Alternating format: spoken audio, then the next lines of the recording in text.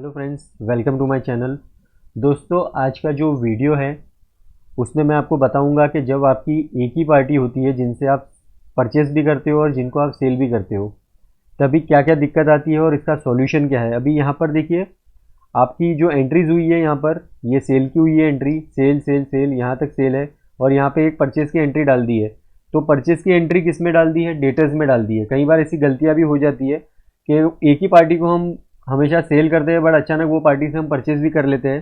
तो जो हमारे जूनियर अकाउंटेंट्स होते हैं या जो पिछले जो अकाउंटेंट्स थे वो छोड़ के भी चले जाते हैं ऑफिस, तो ऐसी कुछ गलतियां हो जाती हैं उनसे। तो उसको कैसे हम रेक्टिफाई करेंगे, यहाँ पर देख सकते हो आप, एक परचेज की एंट्री है, बाकी सब सेल्स की एंट्री। और परचेज की एंट्री भी किस में डाल दी है, यहाँ पे देखिए लास्ट ऑफ इंडस्ट्रीज डेटर्स लिखा हुआ है। डेटर्स लास्ट में मैं आपको एक प्रिंट प्रीव्यू भी करके बताऊंगा सेल्स बिल का, कि ये जो डेबिट है, ये जो डेटर्स लिखा हुआ है, ये कैसे हट जाएगा। तो यहाँ पर सन्डी डेटर्स में डाला हुआ है परचेज, ये गलत है। तो ये जो परचेज की एंट्री है वो ठीक है, बट हमें ये जो है ये हटाना पड़ेगा। तो यहाँ से हम लोग क्या करेंगे, तो हमें क्लियरली पता चलेगा कि कितना देना है और कितना लेना है। तो हम लास्ट ऑफ इंडस्ट्री क्रेडिटर नाम का एक लेजर बनाएंगे। और ये देखिए, यहाँ पे पहले से एक लेजर बना के रखा हुआ है। जब सेम नाम की कंपनी होती है तो आप डेटर्स और क्रेडिटर्स डाल सकते हो ब्रैकेट में। यहाँ पर भी हमें क्रेडिटर करना पड़ेगा, क्रेडिटर कर दिया यहाँ पर। बाकी सब ठीक है। अभी हमें क्या अलग अलग पता चलेगा कि कितने पैसे लेने हैं और कितने पैसे ये वाली कंपनी को देने हैं। यहाँ पे मैंने एंटर कर दिया। ये देखिए 12,23,188 रुपीज़ हमें लास्ट होप इंडस्ट्रीज से लेने हैं, जो कि हमारा कस्टमर है। 12,23,188 ये हमें ये वाली पार्टी से लेने हैं। अभी क्रेडिटर में चलते हैं। क्रेडिटर में देखिए एक ही बिल है 14,16,000 का, तो 14,16,000 हमें इनको देने हैं। अभी एक हम लोग जेवी भी पास कर सकते हैं। जेवी पास करने से क्या होगा, हमें पता चल जाएगा कि हमें सामने वाले को जब हम लेजर भेजेंगे, कई बार ये अंडरस्टैंडिंग के लिए जेवी पास करना ज़रूरी हो जाता है। पैसे भले ही इसके 14 लाख अलग से आते हैं और उसके 12 लाख अलग से हमें मिलते हैं और ये 14 लाख हम लोग अलग से देते हैं उनको, बट एक जेवी पास करोगे। यहाँ पे एक जेवी पास कर लेते हैं। देखिए 14 लाख जो था वो क्रेडिट में था, तो यहाँ पर हम लोग F7 करते हैं और यहाँ पर हम लोग एक जेवी पास करते हैं। लास्ट होप यहाँ पे हमको लेने हैं उनसे 12 लाख। ये हमें पहले चेक करना पड़ेगा कि ये वाले लेजर में कितना है। 12,23,188 रुपीज़। तो 12,23,188 रुपीज़ हम लोग लेंगे डेबिट, और यहाँ पर करेंगे हम लोग लास्ट होप डेटर्स को लेंगे। तो ये देखिए डेटर्स का जो बैलेंस है वो ज़ीरो हो जाएगा। ठीक है, तो इस तरीके से हमें पता चलेगा कि हमें एक्चुअल में चुकाना ही है इनको।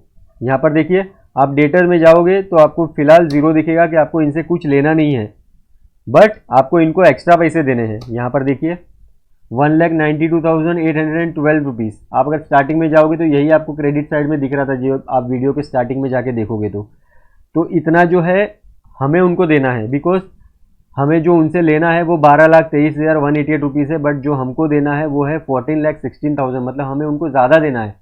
तो 14,16,000 में से 12,23,188 रुपीज़ अगर हम माइनस करते हैं तो 1,92,812 रुपीज़ बचता है। तो ये पैसे हमको उनको देने बनते हैं। तो ऐसी सिचुएशन में क्या होता है, कंपनी कभी जेवी नहीं मारती है और जेवी मार के सामने नहीं बेचती है, क्योंकि देना हम ही को है ज़्यादा। तो ऐसे सिचुएशन में अलग अलग चेक ही ले लेते हैं, वही बेटर होता है। बिकॉज जब हमें पैसे देने होते हैं तो सामने वाला कई बार ऐसा होता है कि हमारे पीछे पड़ जाता है कि तुम्हारा क्रेडिट बनता है हमारे पास, तुम हमें पहले पैसे दो। तो इस सिचुएशन में क्या होगा, हम लोग चेक सामने सामने क्लियर करेंगे। फिलहाल मैं ये जेवी डिलीट मार देता हूं, मैंने सिर्फ आपको ये कैलकुलेशन के लिए बताया। ऑल डी कर देते हैं। अभी ऐसे सिचुएशन में क्या होगा, 14,16,000 रुपीज़ का चेक हम लोग ये लास्ट ऑफ इंडस्ट्रीज को देंगे। और डेटर्स में आते हैं 12,23,188 रुपीज़ का चेक हम लोग इनसे लेंगे।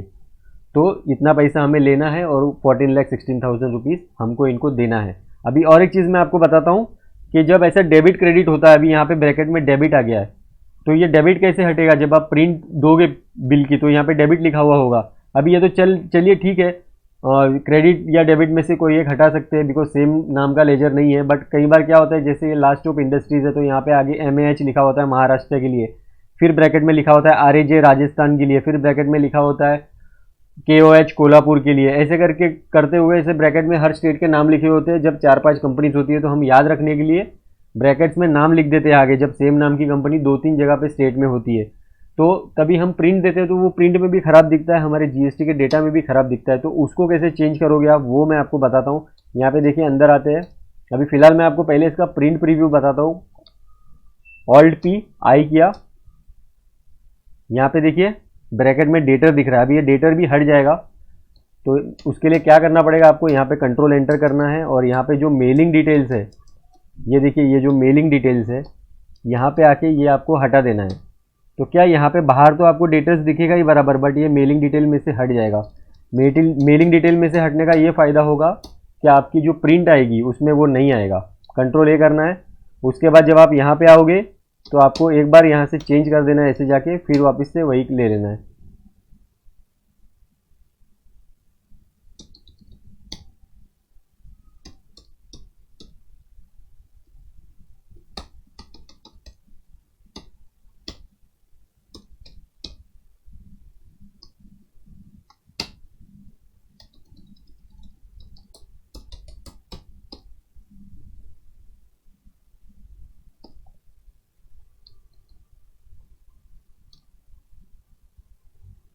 ये देखिए हट चुका है वो, अभी आपके सामने किया मैंने। ये देखिए यहाँ पे बाहर से आपको डेटर्स दिख रहा है, बट यहाँ पे जब आप Alt+P करके I करते हो तो वो हट जाएगा। ये देखिए लास्ट होप इंडस्ट्रीज में से यहाँ से आगे ब्रैकेट में से जो डेबिट था वो हट गया है।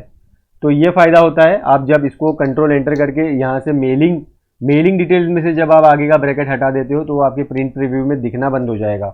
तो दोस्तों इसी के ऊपर ये वीडियो था। जब आपकी सेम नाम की बहुत सारी एक ही नाम की बहुत सारी कंपनीज होती है, अलग अलग स्टेट में होती है और आप ब्रैकेट में अलग नाम लिखते हो तो उसको प्रिंट रिव्यू में कैसे आपको चेक करना है। और अगर सेम नाम की एक कंपनी है उससे आप सेल परचेस कर रहे हो और एक ही में आपने एंट्री कर दी है तो उसको चेंज कर देना है। तो दोस्तों अगर आपको ये वीडियो पसंद आया होगा तो प्लीज़ चैनल को सब्सक्राइब करिएगा। मैं मिलूंगा आपको इसी तरह के किसी और वीडियो में। तब तक के लिए thank you so much for watching my videos. Bye.